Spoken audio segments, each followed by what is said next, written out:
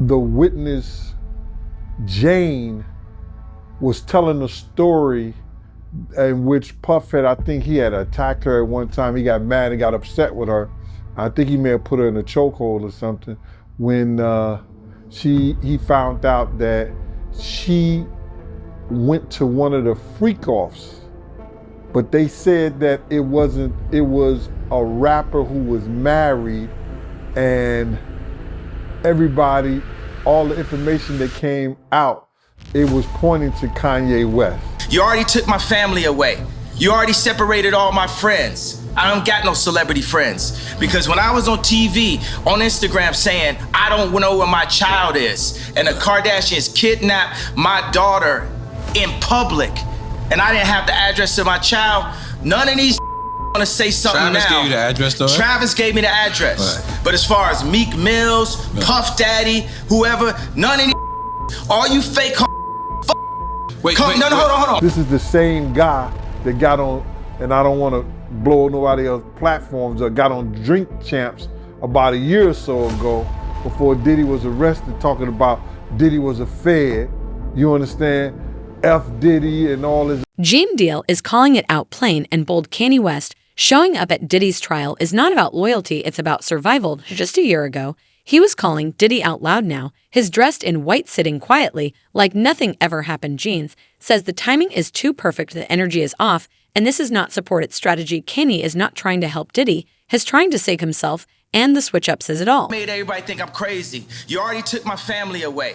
You already separated all my friends. I don't got no celebrity friends. Because when I was on TV, on Instagram saying, I don't know where my child is, and the Kardashians kidnapped my daughter in public, and I didn't have the address of my child, none of these want to say something Travis now. Gave you the address, though? Travis gave me the address. Right. But as far as Meek Mills, Puff Daddy, whoever, none of these all you fake hard hold on. Okay. All you fake hard.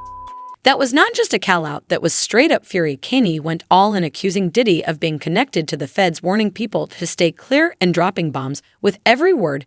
But now here he is flipping the script and acting like nothing happened. Gene Deal saw it all unfold, and what he is saying now makes it clear this is not loyalty, this is desperation maced as support, and the real reason behind Kanye's sudden switch-up might shock you. This is the same guy that got on, and I don't want to blow nobody else's platforms, or got on Drink Champs about a year or so ago before Diddy was arrested, talking about Diddy was a fed.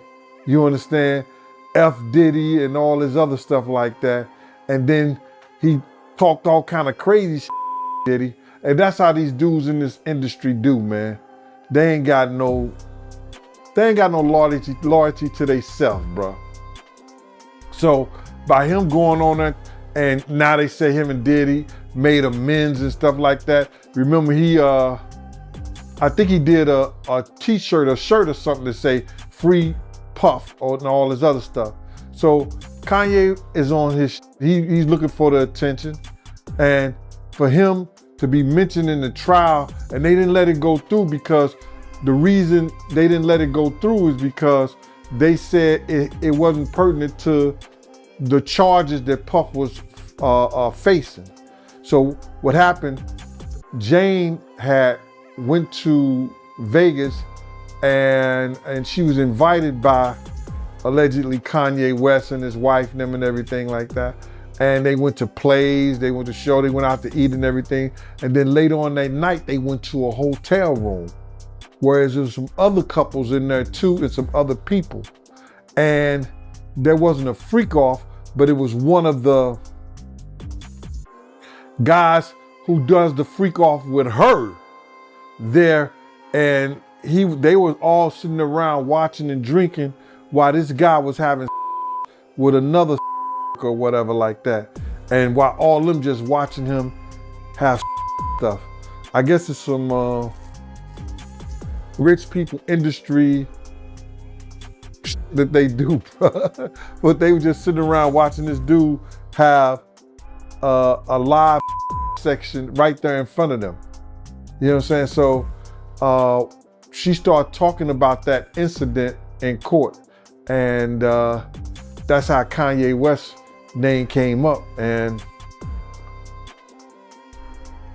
which they didn't say his name, but they said his name because it was an objection done. You know how they do, objection, overrule, all this other stuff like that. So they said it was a rapper who's married. They gave a description of it and it pointed straight to Kanye. And then it so happened the next day he goes up in the courtroom with Diddy and them. Gene Deal did not pull back his take hits hard. This is not about loyalty or friendship. This is about staying relevant. Kanye has been fading from the headlines with nothing but bizarre outfits and random posts, making noise, but not impact. Then boom, Diddy's trial takes over the culture. And suddenly Kanye shows up like clockwork. The timing is not accidental, it is calculated. And Gene says there is a deeper reason Kanye needs this alliance to work badly. But even his breakdown barely scratches the surface. The real twist is not just why Kanye backed Diddy, but why he did it right then and there. Once you line up the dates, it gets eerie, and the detail the media missed changes everything. Going at each other crazy. You understand? And he felt like that because I believe Puff was the one probably introduced him to Kim Kardashian, if I'm not mistaken.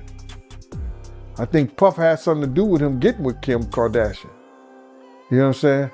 Because she used to mess with a couple of dudes, a dude from BMF first, and she was around. So I would presume that Kim and Kanye West was all right back in the day. And then when they started getting money and they started going at each other and stuff like that, and then Kanye fell out with the Kardashians, and none of the people that he thought was supposed to be cool with him helped him. So he just started going at everybody. So it was strange after that whole drink trap. And then, you know, when Diddy got arrested, he did say some things because the government, he may look at the fact the government may come after him. So he may become an ally of Diddy's, but everybody that's gonna be around him gonna go down, man. This crazy, man. You gotta realize that he has no way out of this. Kanye did not sit with the public. He spent 40 minutes in a private overflow room, a space not for spectators, but for strategy, dressed head to toe in white, whispering with Christian comms, like they were planning the next move. This was not coincidence, this was theater, and the timing tells the real story because Kanye showed up right after a witness named Jane dropped a bomb in court testimony, so heavy it sent panic signals straight to his phone, and just like that he was in full damage control mode. The visit was not about support, it was about survival, and every move screamed it. Me, if Kanye West is paying workers to have in front of him and his friends, ain't that trafficking? But it was done in Vegas. I think it may be legal in Vegas though. I think that's legal in Vegas. Don't quote me on it, bro. But Kanye West, he would be facing charges if it was anywhere else. But in Vegas, I don't think it's, I think it's legal in Vegas, bro. So he may not have an issue, he may not have a problem. But does he have a license to do it? That's another. The moment Jane testified about a famous rapper, Kanye showed up like clockwork, not to support, but to protect himself, dressed in all white, whispering behind closed doors. This was panic, not loyalty. Gene Deal says Kanye is not just backing Diddy, he's clinging to the man who once controlled everything in his career, because without that protection, Kanye might not survive what's coming next. Possibly survival? We don't know. One of the quietest but most significant connections between Kanye and Diddy comes through Corey Gamble, Kris Jenner's longtime partner. Corey has often been seen as a gatekeeper of the Kardashian empire, but he's also rumored to have deep ties to Diddy's inner circle. Multiple sources have placed him at Diddy's infamous white parties, events that, under the surface, have been described as wild, exclusive, and at times morally ambiguous. And let's not forget, freak-offs often happen after this. Kanye has publicly criticized Corey, implying that he was sent to infiltrate the Kardashian family and that he's actually a CIA agent, that he's a handler somehow. He has ties to everyone. No one knows where he comes from. His backstory is so bizarre, and I'm going to do a deep dive about him. I'm working on it, but just know, like, he has no family. There is no history. You can't find anything about him. But then suddenly You see him with Jay-Z getting off a plane with him and Beyonce, him coming out of the club with them and helping to kind of shield the cameras away from her when she was allegedly drunk coming out of the club. He's been at games with Jay-Z. He's worked with Scooter Braun. Somehow magically he started working with him, and then he was to control and manage and help, guide Justin Bieber right when he came out of Flavor Camp with Diddy when he was a young boy. So something about this is not sitting right. People are trying to figure out what is this connection. And with Kanye calling him a Fed, or actually CIA, to me, it's very jarring to think of. Let that sink in for a moment. Diddy did not just shape Kanye's music, he shaped his entire image, even handpicking the woman who would become his wife, his brand, his access pass to the elite. Kim was not some random love story. She was a calculated move, and Kanye never saw it until it was too late. When that marriage collapsed, so did his protection, and that is when the mask came off without the Kardashian shield. Kanye started mirroring the same dark patterns he once learned from Diddy. The student became the teacher, but in the worst way possible. That's not some paranoid.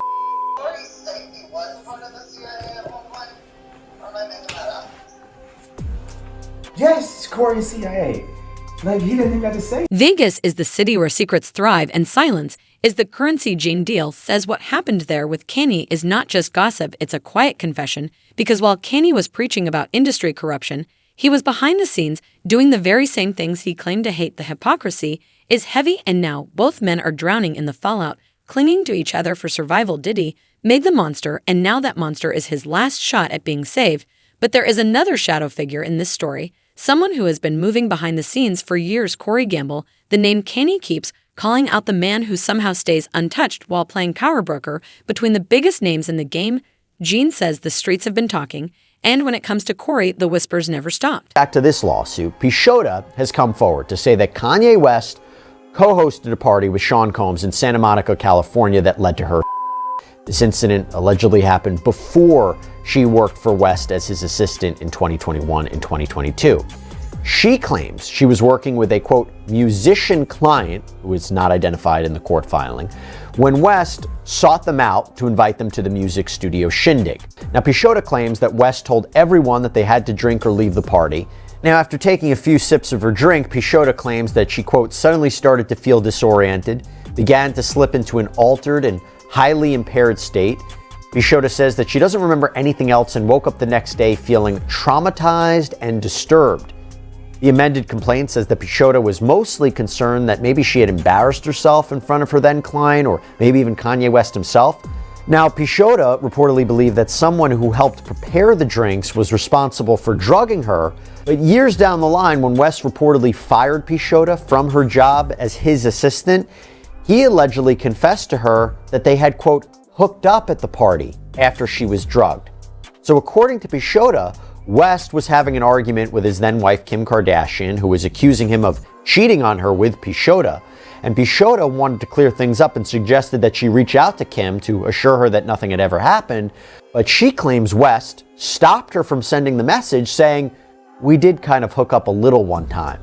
She says he started to reminisce about that party years before, and when Pishota said she didn't remember any of that, he reportedly laughed and said, women love to say they don't remember. The middleman that is exactly what Corey Gamble has always been, the quiet operator who makes impossible moves look easy, from managing Justin Bieber to stepping into Diddy's circle, then landing in the Kardashian empire right after Kris Jenner got divorced. The timing was too perfect to be random. Corey has been placed at every major power intersection in Hollywood, and Kanye, he saw it coming while the world was charmed by the nice guy act. Kanye was sounding the alarm, calling him out just like he did with Diddy, but nobody listened, and now those old warnings are starting to look like receipts. Original lawsuit against West, Pishota sued for 15 claims or causes of action, including breach of contract, wrongful termination, harassment, unpaid wages, gender discrimination, and she named not only Kanye West, but also his companies, Yeezy Apparel, Yeezy Footwear, Yeezy Construction.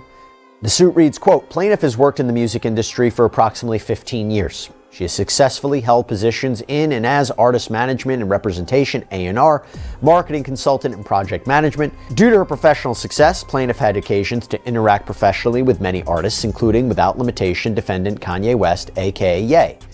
Plaintiff creatively collaborated with defendant on Yeezy's Season 1 women's fashion line and placed 3 songs on Donda, Kanye's 2021 album.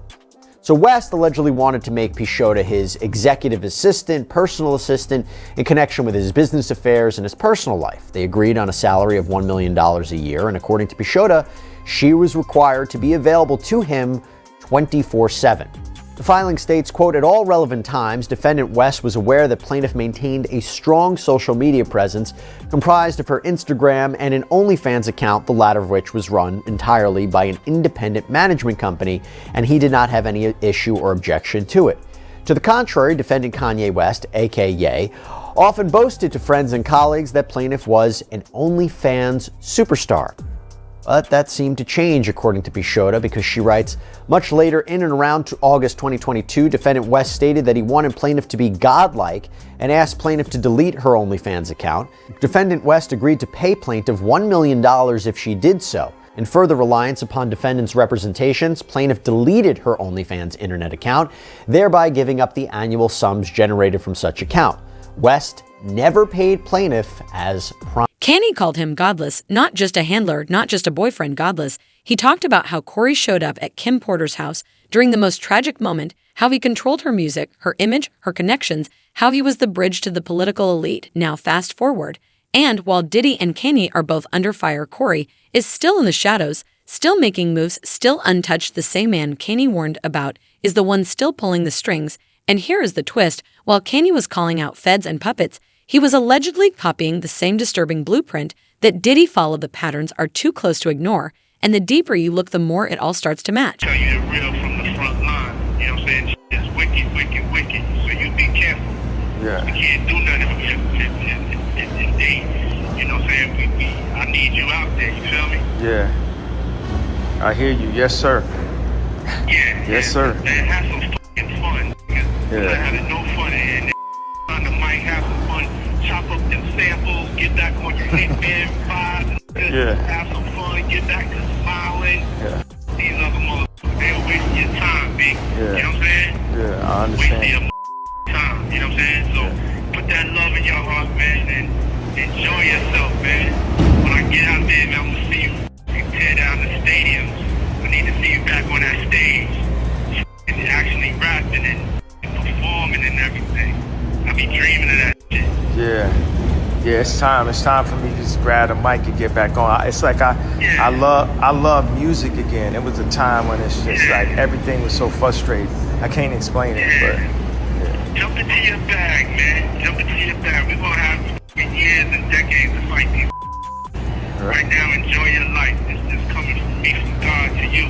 Right. Enjoy your life. Fall back in love, like when you was making the beats in the shop, and coming up to Daddy's house and rock studio and just chop the during that SD 1200 MPC and have a good time and say world and all the bullshit. Yeah, absolutely. Yeah, man. So I love you, man. I appreciate you. And thanks again. And I'm gonna see you soon, man. Yeah, yes, sir. Yes, sir. Yeah. That's how it's gonna be. You gonna definitely beat this. Yeah. Yeah. And that's it. That's it, and that's all, baby. But I'm gonna make sure I call you back or something. It'd be good to hear your voice again. Yeah. Like 59 more days before trial, so I'll definitely be touching in to tap into your energy or something. Yeah. Play me some home, give me some fucking life. This I fuck this hell, this shit is fucking sad as a motherfucker. Shit insane. The devil is a liar. Word up, big. Coming out though. Yeah, man, but I love you once again, man. I'm gonna let y'all go and get back to some fun, man. I don't wanna bring your vibration down. Never. Keep it in a high frequency, man. Just you keep doing everything you're doing, man. You got that freedom. And when I get out and I get that freedom, whew, Right. I am not caring about nothing but being happy. And I want you to feel that.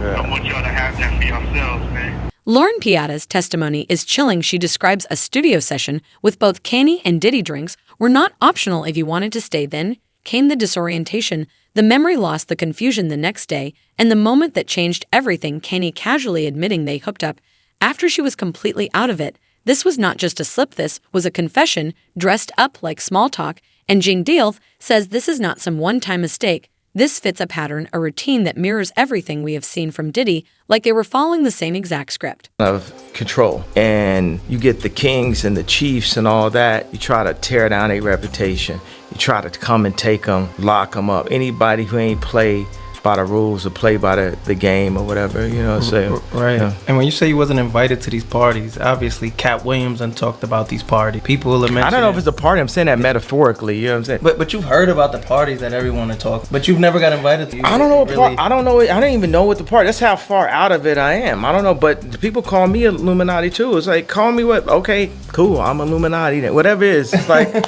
whatever. I don't care. I really don't give a. I really don't give.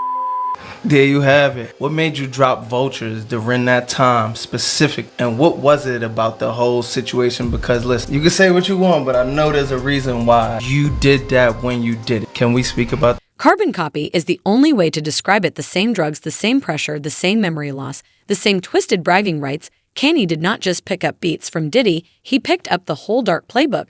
And now as the fallout hits both of them hard, their alliance suddenly makes sense. This is not brotherhood, this is damage control. They are not backing each other out of loyalty. They are clinging to the only person who knows the full story because they wrote it together, but the most revealing moment is not what Kanye did in the spotlight.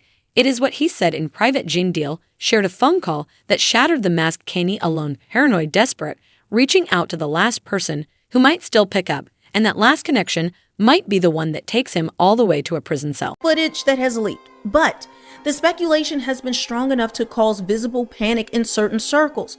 Kanye showing up just as these whispers, intensify, not just in the courtroom, but online, makes the visit feel less like a show of support and more like some type of reconnaissance mission. I don't know if you get what I'm saying. It's an attempt to, dissuade or change the court of public opinions, make them see things in a different light. I don't know, because keep in mind, the jury doesn't know about this. We know it as the public. So this didn't help Diddy in court at all. It may not have helped or hurt him, as maybe he expected it to do to help him, but we know it didn't do anything because the jury does not have knowledge of what is going on outside the courtroom. They're not allowed to look at anything with the case. They may look at something during the case, so they may have found out about it, but based on the rules that are set forth for the jury, they should not know. So this could only be a stunt in order to prove something to the public, to do something in the minds of the of us who are watching it and change the court of public opinion. But again, we don't. The witness, Jane, was telling a story in which Puff had, I think he had attacked her at one time. He got mad and got upset with her. I think he may have put her in a chokehold or something when he found out that she went to one of the freak-offs. But they said that it was a rapper who was married, and everybody, all the information that came out, it was pointing to Kanye West. Listen to that desperation, Kanye reaching out to Diddy, crying over injustice, while Diddy tells him he's the only one left in his corner in an industry built on loyalty that says everyone has walked away, except the one person who might be just as guilty. This is not support, this is fear, recognizing fear. Two men with nowhere else to go, clinging to each other. And that fear shows even more when you look at how Kanye handles his own truth. Telling behind all the rants is a man who looks compromised, broken, and too far gone to come back.